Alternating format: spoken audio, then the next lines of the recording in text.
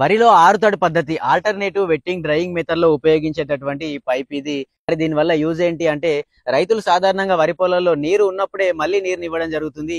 కానీ మనకు నేలపైన నీరు లేనప్పటికీ కూడా మొక్క యొక్క వేర్ల అడుగు పొరల్లో మనకు నీరు అనేది అలాగే ఉంటుంది. మరి దీన్ని గమనించడానికి కోసం ఈ పైపును మనం ఉపయోగించడం జరుగుతుంది. వరి నాటిన తర్వాత 20 రోజుల తర్వాత అంటే కలుపు సమస్య మనం పూర్తిగా తగ్గించుకున్న తర్వాత ఒడ్డు నుండి పూర్తిగా 1 మీటర్ దూరంలో ఈ పైపుని ఇక్కడ కనిపిస్తున్నటువంటి రంధ్రాల వరకు పూర్తిగా మనకు నేలకు సమాంతరంగా లోపలికి నాటుకున్నట్లయితే లోపల ఉంచేటువంటి మట్టిని పూర్తిగా తీసివేయాలి. అప్పుడు మనకు ఆ నేల అడుగు పొరల్లో ఎంతవరకు నీరు ఉందో మనం ఇక్కడ గమనించుకోవడానికి అవకాశం అనేది ఉంటుంది.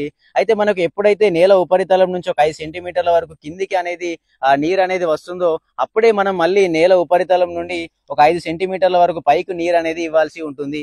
అప్పటి వరకు మనకు మొక్కకు నీరు అనేది అవసరం లేదు. దీనివల్ల ఏమవుతుందంటే మన మొక్కకు సరైనటువంటి మోతాదులో నీరు మరియు గాలి అందడం వల్ల ఎక్కువగా పిలకలు రావడము మరియు అధిక దిగుబడి కూడా పొందడానికి అవకాశం అనేది ఉంటుంది. దీంతో పాటుగానే మనం నీటిని కూడా ఆదా చేయడం అనేది జరుగుతుంది. సాధారణ పద్ధతిలో రైతులు ఒక 80 తరులతోని వరి పొలాన్ని పండిస్తే ఈ పద్ధతి ఉపయోగించడం వల్ల మనకు నేల రకాన్ని బట్టి 45 నుంచి 50 తరులతోనే పూర్తిగా వరి పొలాన్ని పండించడానికి అవకాశం అనేది ఉంటుంది. మరియు దీంతో పాటుగానే రైతులు సాయంత్రం వేళల్లో కనుక పొలాల దగ్గరికి వెళ్ళినప్పుడు మనకు ఒక వేడి వాతావరణాన్ని గమనించడం జరుగుతుంది.